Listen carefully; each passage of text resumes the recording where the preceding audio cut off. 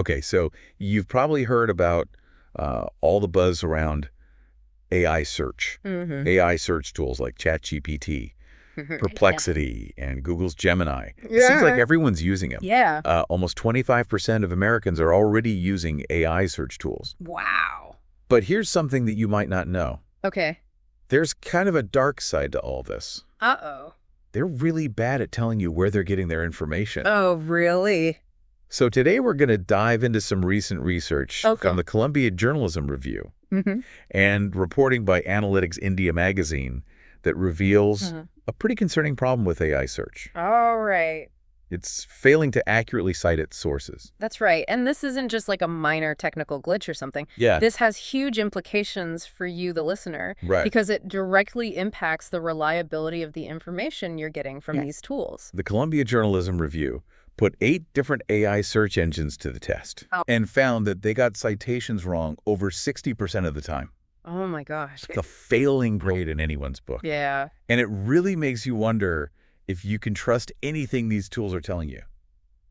That's a good point. And what's even more concerning is that a lot of times these tools deliver the wrong answers with complete confidence. It's like they have no idea that they're wrong. Right. Which makes it even harder to spot the inaccuracies. One example that really jumped out at me was Grok 3. Okay. It had a 94% error rate. Wow. Imagine nearly every answer you get from this tool is likely wrong. That's the reality with Grok 3's accuracy right now. Wow, that's scary. But here's where things get even trickier. Okay. The study found that the paid versions of some of these tools, Right. like Perplexity Pro and Grok 3, Mm-hmm. were actually more likely to give wrong answers confidently than their free counterparts. It really makes you question what you're paying for, doesn't it? I know. If paying for a premium service doesn't guarantee accuracy, Right. how can users know what to trust? Exactly. You'd think paying for a service would at least get you better results. Right. But that's not always the case with these AI search tools. Seems like it. But wait, there's more. Oh. This study also uncovered another questionable practice. Okay. Some AI search engines were pulling information from websites Mm-hmm. that had specifically blocked them. Oh, really? Websites can use something called a robots.txt protocol Right. to block AI crawlers from accessing their content. Yeah, it's like a do not enter sign for websites. So it's like sneaking into a concert after being told you can't come in. Exactly. And the study found that despite claiming to respect these robots.txt directives, Yeah. Perplexity Pro was correctly identifying almost a third of the excerpts Wow. from publishers who had blocked their crawler. That's pretty sneaky. Yeah. And it raises some big questions about how these AI companies are accessing and using content. Right. National Geographic is a good example. They blocked Perplexity's crawlers, but their content was still being used, Wow. even though they had no formal partnership with Perplexity. That's interesting. And the New York Times also blocked Perplexity, Mm-hmm. but ended up being the chatbot's top referral site in January. It's interesting to see how different publications are approaching this issue. Right. Time magazine, for example, Yeah. chose not to block any of the crawlers Oh, wow. because they didn't want to risk being excluded from Bing search results. Oh, that's interesting. It's a difficult decision for publishers. Yeah. They have to weigh the potential benefits of being included in search results Right. against the risk of losing control over their content. And just when you think it can't get any weirder, What? the research found that some AI search tools were making up URLs Oh my God. or just linking to a publication's homepage Really? instead of the actual article. This is problematic on a couple of levels. Yeah. First, it makes it almost impossible to verify the information and trace it back to the original source. Yeah. And second, it prevents publishers from getting traffic to their articles, Mm-hmm. which they rely on for revenue. It's like being given a fake address. You'll never find what you're looking for. Yeah, that's a good way to put it. You would think that partnerships between news outlets and AI companies Mm-hmm. would help to improve accuracy. But the research shows that this isn't always the case. Oh, really? OpenAI and Perplexity are making deals with some news organizations Okay. for direct access to their content. Mm-hmm. But even then, citations aren't always accurate. Wow. So even with these partnerships, it's still not guaranteed. Time magazine has deals with both OpenAI and Perplexity. Okay. And while their content was identified more accurately than others, Mm. it still wasn't 100% accurate. Wow. On the other hand, the San Francisco Chronicle, Okay. which also permits OpenAI's crawler and has a partnership with OpenAI, Right. had only 1 out of 10 excerpts correctly identified by ChatGPT. It seems like even when everyone's trying to do the right thing, There are still kinks to be worked out. it's not just the smaller independent AI tools that are struggling with this. Right. Google's new AI overviews, which are AI-generated summaries that show up in search results, are causing some frustration too. Right. These AI overviews are supposed to give you like a quick rundown of the key information on a topic, but they haven't always been accurate. Right. Mehdi Sadegzar, who runs the YouTube channel Electroboom, was trying to find out how much energy is in a lightning bolt. And Google's AI gave him completely conflicting answers. Wow. He even called it dangerous. Yeah.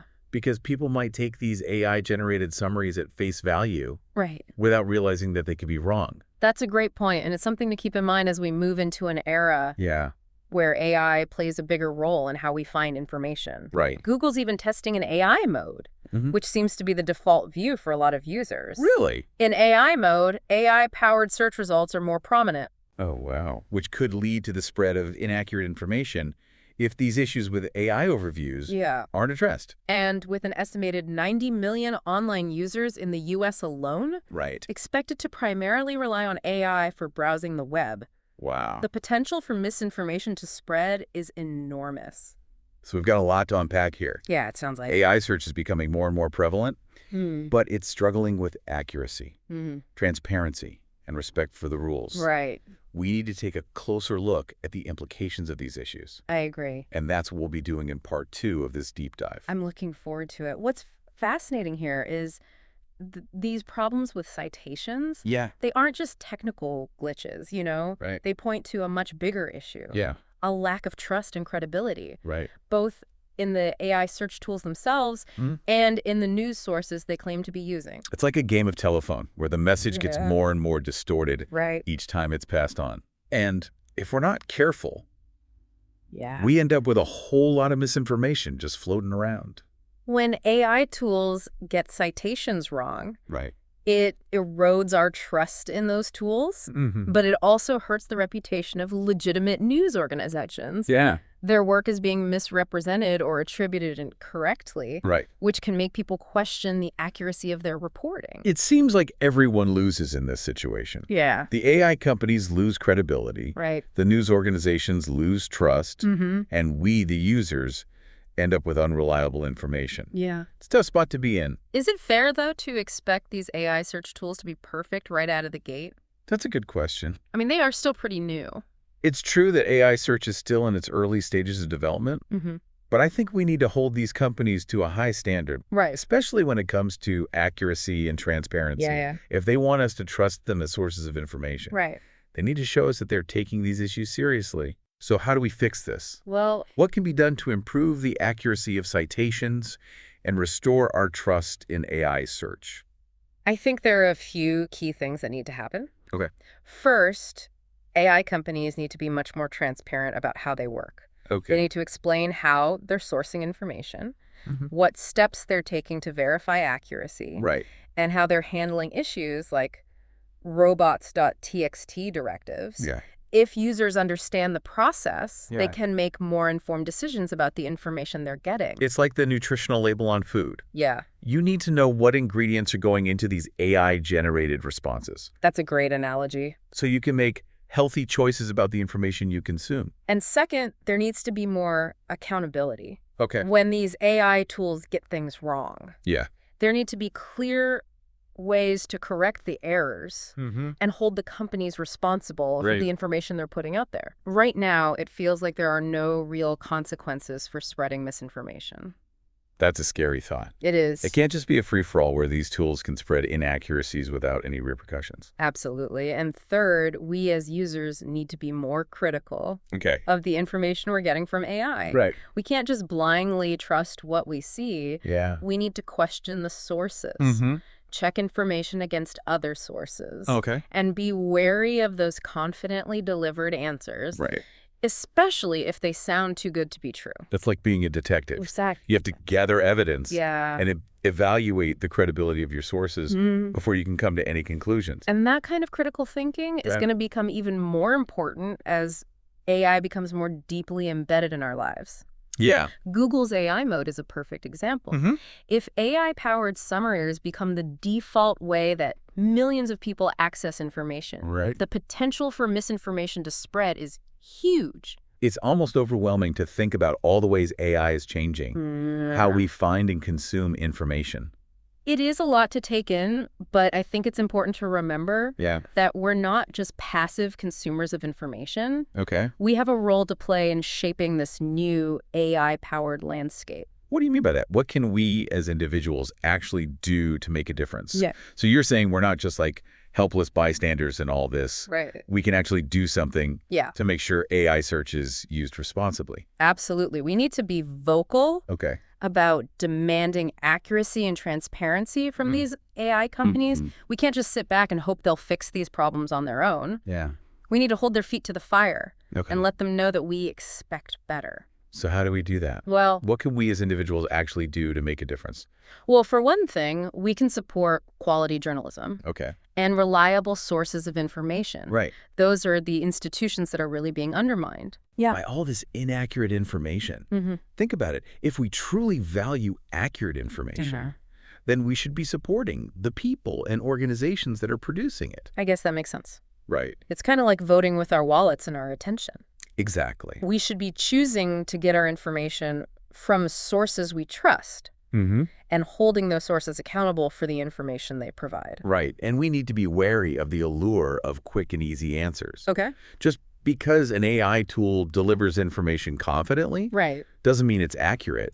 We always have to remember to question what we're seeing and verify the information, especially if it's coming from an AI. It's like we all need to become internet detectives. Always on the lookout for clues that might reveal whether the information we're getting is reliable or not. Exactly. And these critical thinking skills are only going to become more important as AI plays an even bigger role in our lives. It's a lot to think about. I'm starting to realize this isn't just about AI search engines. This is about the future of information itself.